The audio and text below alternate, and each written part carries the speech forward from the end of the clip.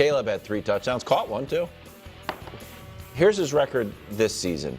This might be a little dirty pool if Danny was out here. Well, you can't take out two of the games now. Well, how about two of the actually, games you against can. terrible defenses? Okay, well, He's cooked them Bottom up, two and then the rest he doesn't. So that's what I'm asking. Did this game change your view on Caleb, or it was like, hey, you're the Bengals. If Joe Burrow played his own team in the scrimmage.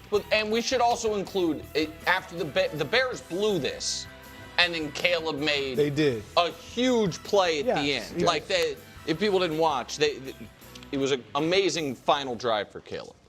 It changes nothing for me. Nothing. Now, look, Caleb is on the right track. I don't know where that track will end, but I think he certainly is on track to being like a good, solid quarterback. Oof. The question is, can he be he's expected to be a great, transcendent quarterback. I'll just stick to great. I'm kind of come off transcendent. But I saw nothing yesterday to move me in terms of, he's going to be a superstar. I saw nothing because he was great, but it was against the freaking Bengals. But if he wasn't great, wouldn't it have moved you negatively? Yeah, it would have been a problem. Yeah. So but I mean, he did this same thing against Dallas and then had, 4 straight bad games? Like, you saw it. 7 touchdowns, no picks against the 2 worst defenses in the league, 5 touchdowns, 4 interceptions in the remaining, 5, 6 games. But, Brew, isn't one of the knocks on Caleb too high and too low, a little emotional within the game? To me, that last drive spoke a lot. It did. Because that would have been a worse loss than the Hail Mary loss, to blow a 14-point lead with 2 minutes left to that team, and for him to rally them and they score a touchdown. I thought it was huge. It was nice, but does it convince you he's going to be a superstar? No, but I thought he was going to be good. But like, he showed me enough to think he's going to be good. It moves it in the right direction. It's a positive step. It was a good game, but I mean, I want to see he's done it twice. I thought Dallas, he's cooking. All right, here we go. And then he has a bunch of 70 passes. I do want to see more. However, I'm more with Nick on this one because I do think for Caleb's psyche, forget how we view him. For his own psyche, you need to remind yourself that I can do this. That even when my team needs me the most and they need a drive, they need heroics, if you will, I can still come through. Now, the game was in hand, and then for some odd reason, they found themselves on the outside looking in, and he found a way to make enough plays, and he did it. And when you're on a team that is kind of teetering on the brink, and you look within your division and then in your conference, and you see, like, man, we don't have a margin of error to lose a game like this, find a way to win it. When just last year, every game like this, they found a way to lose it. And unlike the Cowboys game, where it's just a rout, they needed every single one of those 47 points. Yeah. It wasn't even about that. It's that the play was actually harder against the Bengals. It was pretty much wide open receivers all day against the Dallas Cowboys. And that's why I said I wasn't moved by that game. I don't care what the numbers said.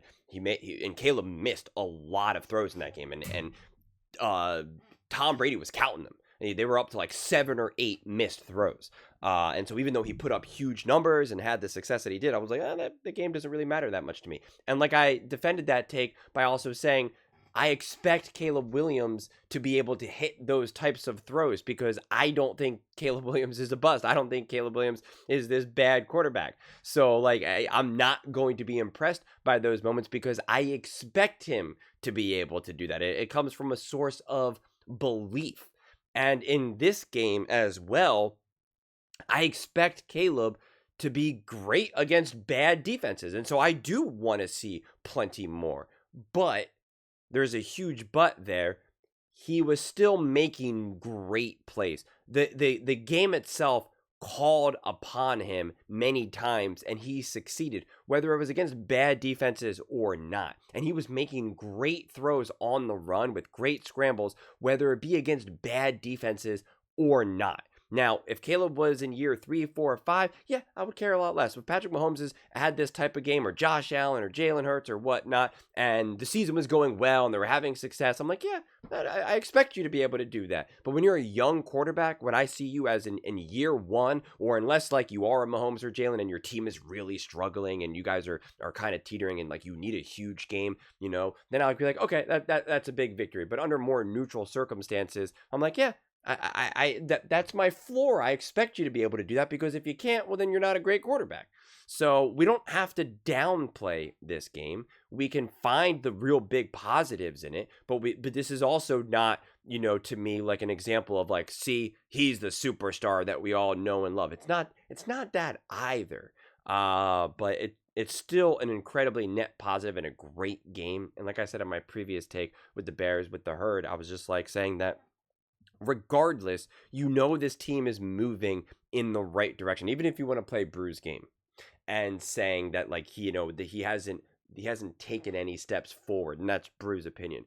At the very minimum, you'd have to admit that he's facing the right direction. At the very minimum, you have to admit that, like, okay, maybe you're trying to figure out. It's like when you use like Google Maps or something, and it's like if you're in the city, especially, and like the signal is bouncing off, and you like don't know where you are. You're like, which way am I going? Like, I don't know. It doesn't know where I am. And then once you figure out, like, okay, I'm in the right direction now. When I walk forward, at least I know I'm going up that blue line. Like I know we're going in the right direction. At a minimum, at the absolute bare minimum, you have to admit that. You have to concede that with the Chicago Bears, Ben Johnson and Caleb Williams. You have to. If you don't, then I don't know what you're seeing, honestly. So, this game doesn't fundamentally change how I view Caleb, because my expectations and belief in Caleb wasn't that very low. And so to me, the way how this game only changes the way how you view Caleb is if you were already kind of the camp where you're like, Caleb's not that good. Caleb's going to be benched. Caleb is going to be moved on. He's going to be let go, whatever it is. That has not been how I view Caleb. So, and yeah, listen, the Bengals are a terrible defense. No question about it. And, the way how you really prove to be a special quarterback in this NFL is by being great against great defenses, against great teams. It's not about, we talk about this a lot, like, a great quarterback carries a team and this, that. You're either the bus driver or the, whatever it is, whatever Charles Barkley always tries to invent. And the reality is actually, I don't even know if I necessarily see it that way. I mean, I know I don't see it that way. Because I always talk about, like, if you're going to win a Super Bowl, no quarterback is just carrying a bad team to win the Super Bowl. It just never happens. You need to have a great team. To be able to win Super Bowls. That's just the way it goes. And the reality is, though, is like what really makes a great quarterback, truly a great quarterback, is not his ability to put the team on his back and just carry them week after week after week. One, you have to be able to do that occasionally, no question about it. And maybe it isn't a playoff game. Maybe it's for a full playoff game. Maybe it's just for a drive. Maybe it's for a quarter. It'll change. But really, the foundation is, can you be great? Can you be special against a great team, against a great defense, against a great pass rush, against great corners, it's against a great defensive coach? Like, that's what puts you in that category. You can say, oh, Jalen Hurts doesn't carry the Eagles, and it's like, fine, but he plays great against other great defenses.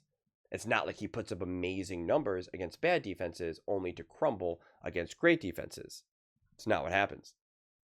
It's not. And so, you can that's what you want, what Caleb is in the process of starting to develop and starting to prove. When he starts doing that, then you can start to really build momentum. Then you can start to really begin to feel a lot more confident about the direction Caleb and the Chicago Bears are moving in. And he hasn't fully proven that quite yet, which is fine, because it's year 1 with Ben Johnson. But to me, that is what I'm looking for more than anything.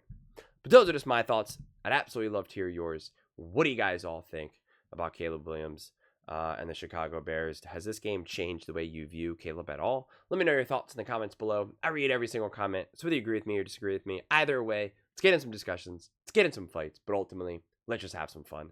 And please do consider subscribing. We are building an amazing community here, and I absolutely love to see you part of it.